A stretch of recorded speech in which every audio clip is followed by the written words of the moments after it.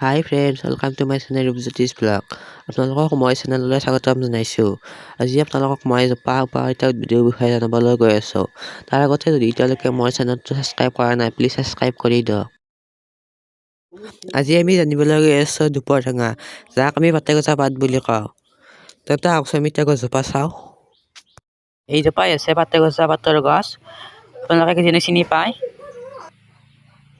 ইয়াৰে পাত এটা যদি কিছুদিনৰ বাবে সেমেকা মাটিত পেলাই থৈ দিয়া হয়, তেন্তে ইয়াৰ পৰা গজালি মালেহে এই গছজোপাক পাতেগজা গছ বুলি কোৱা হয়। তেন্তে আহক আমি ইয়াৰ উপকাৰিতাৰ বিষয়ে কিছু জানো।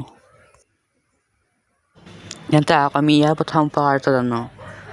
প্ৰথম উপকাৰটো হৈছে যদি আপোনাৰ ক'ৰবাত হাত বা ভৰিত ঘাঁ হৈছে, তেন্তে অলপ গৰম পানী লৈ তাত ইয়াৰ পাত দুটামান তিয়াই চেপি কিনে লগাই থ'ব, আপোনাৰ ঘাঁখিনি সোনকালে শুকাই যাব। এইবাৰ আমি ইয়াৰ দ্বিতীয় উপকাৰটোৰ বিষয়ে জানো আহক।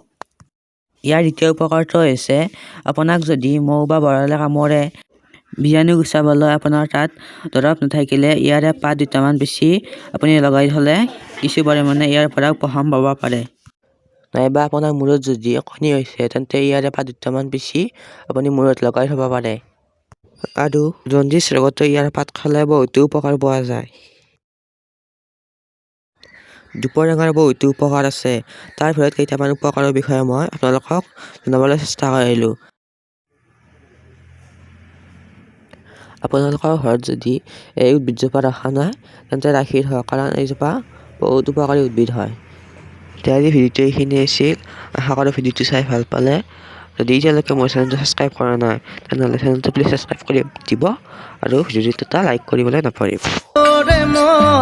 সাগৰ তলিত কুপৰে মনৰ চিলা উৰুৱাই জীৱনে।